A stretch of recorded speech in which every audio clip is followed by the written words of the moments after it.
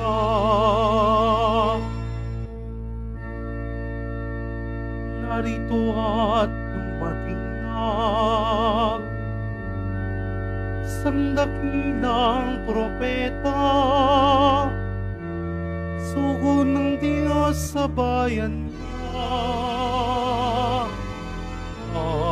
Hallelujah, hallelujah,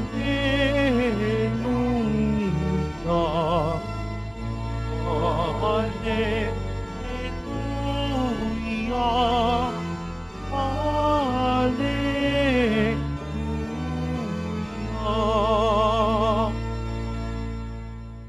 Sumainyo ang Panginoon. At sumaiyo rin. Ang mabuting balita ng Panginoon ayon kay San Mateo. Papuri sa iyo, Panginoon. Noong panahong iyon, nagpunta si Jesus sa lupaing malapit sa Tiro at Sidon. Lumapit sa kanya ang isang Kananeyang naninirahan doon at malakas na sinabi, Panginoon, anak ni David, mahabag po kayo sa akin. Ang anak kong babae ay inaalihan ng demonyo at masyadong pinahihirapan. Ngunit gatputokmay di tumugon si Jesus. At lumapit ang kanyang mga alagad at sinabi sa kanya, Pagbigyan na nga po ninyo at nang umalis. Siya'y nag-iingay at susunod-sunod sa atin. Sumagot si Jesus, Sa mga tupang naliligaw ng sambayan ng Israel lamang ako sinugo. Ngunit lumapit sa kanya ang babae, lumuhod sa harapan niya at sinabi, Tulungan po ninyo ako, Panginoon. Sumagot si Jesus, Hindi dapat kunin ang pagkain ng anak upang ihagis sa mga tuta. Tunay nga po, Panginoon, tugon ng babae. Ngunit ang mga tuta man ay nagsisikain ng mumong nalalaglag sa hapag ng kanilang Panginoon. Kaya't sinabi sa kanya ni Jesus, Napakalaki ng iyong pananalig, mangyayari ang hinihiling mo. At noon di gumaling ang kanyang anak. Ang mabuting balita ng Panginoon. Pinupuri ka namin, Panginoong Heso Kristo. Magsiupo muna ang lahat. Welcome po sa Minor Basilica and National Shrine of Jesus Nazareno at magandang umaga sa inyong lahat. Mga kapatid, siguro sa experience natin, minsan naiisip natin parang mas mapalad or parang mas blessed yung kapitbahay natin, yung kamag-anak natin, in a way na nakikita natin sila umuunlad, sila maraming mga bagay na nakukuha, hindi nagkakasakit. In other words, minsan, para bang naiko-compare natin ang ating sarili sa ating kapwa. At may mga pagkakataon, masasabi natin na parang mas pinagpapala sila, parang mas blessed sila kesa sa atin.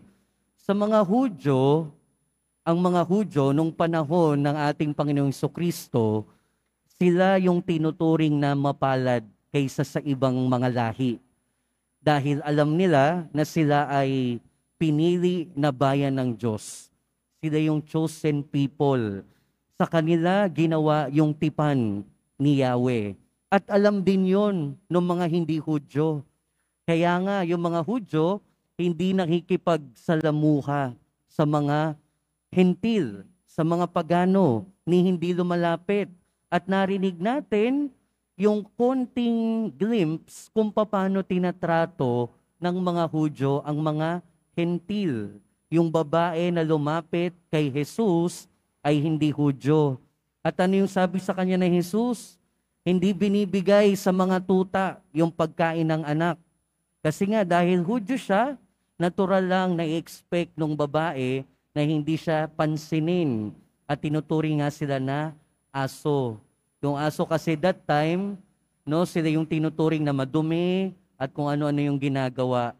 Parang ganun yung trato ng mga Hudyo sa mga hindi Hudyo. At alam yon nung babae na hindi Hudyo. Pero alam nating lahat at pinapaalala sa atin ng ating ebanghelyo na ang Diyos hinding-hindi tumitingin sa kung ano ang lahi natin. Hindi tumitingin sa kung ano ang katayuan natin sa buhay. Lahat tayo pinakikinggan. Lahat tayo pinagpapala.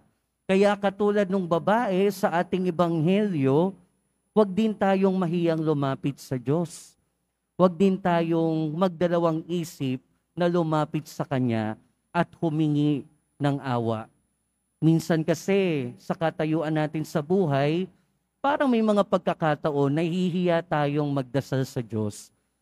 Marami akong naririnig na kwento, no, na sinishare sa akin na may mga tao na kapag ka nakakaranas ng maraming pagsubok at kamalasan, sinisisi yung sarili dahil makasalanan sila. Sinisisi yung sarili na dahil sa kasalanan nila, hindi daw sila pinagpapala. Pero ang totoo niyan, kahit ano pa yung katayuan natin sa buhay, hindi naman tinitignan ng Diyos. Katulad ng hindi tinignan ng ating Panginoon kung Hudyo ba o hindi yung lumapit sa Kanya. Kahit sino pa tayo, kahit ano pa tayo, hindi ito tinitignan ng Diyos. Kaya nga, sana maging inspirasyon yung babae sa ating ebanghelyo. Kung meron tayong pangangailangan sa Diyos, lumapit tayo, huwag tayong mahiya. Kung meron tayong panalangin, lumapit tayo, humingi tayo ng awa. Kung meron tayong pangangailangan, sumigaw tayo sa Diyos, huwag tayong mahiya. Nakikinig siya. Pinakikinggan niya tayo regardless kung ano tayo o kung sino tayo. Dahil ang lumalapit sa Diyos ay makakatingin lamang o makakaasa lamang sa magandang hinaharap.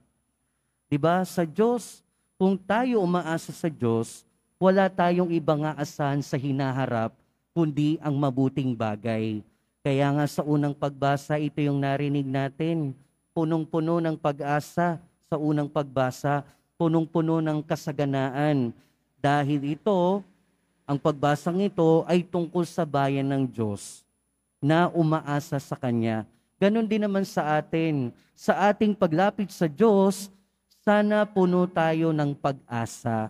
Dahil kung ilalagay natin ang ating pag-asa sa Diyos, alam natin na hindi tayo mabibigo. Pero kasama ng ating pananampalataya at pag-asa sa Diyos, ay sana meron ding pasensya. Sana meron ding pasensya. Sa ating ebanghelyo, narinig natin, nung una parang hindi pinapansin yung babae, parang pinagtatabuyan pa nga, parang ayaw na ayaw ni Kristo doon sa babaeng lumapit. Meron pa nga isang alagad na lumapit na lang na pagbigyan nyo na lang para umalis na. Diba parang minsan ganito din yung karanasan natin kapag tayo nananalangin sa Diyos.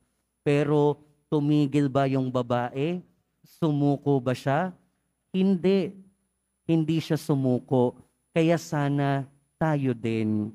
Kung hindi pa naririnig ang ating panalangin, kung hindi pa naririnig ang ating pagsamo, okay lang lumapit pa sa Diyos. Okay lang mangulit sa Diyos. Dahil sa Diyos, lagi tayong naririnig. Mga kapatid, ang paalala sa atin ng ating mga pagbasa ngayon, huwag tayong mahihiyang lumapit sa Diyos. Hindi niya tinitignan ang katayuan natin sa buhay. Hindi niya tinitignan kung sino tayo. Kahit yung kasalanan natin, hindi niya tinitignan. Minamahal niya tayo, pinakikinggan niya tayo. Kaya tayo ay patuloy na umasa sa Kanya. Kung patuloy nating ibibigay yung pag-asa natin sa Kanya, sa huli, sigurado tayo na hindi tayo mabibigo. At sa pagbibigay natin ng pananampalataya at pag-asa sa Diyos, samahan natin ng pasensya. Samahan natin ng pagtitiyaga. Dahil sa nagtsatsaga, umaasa at nananampalataya, hinding-hindi mabibigo sa Diyos. Amen.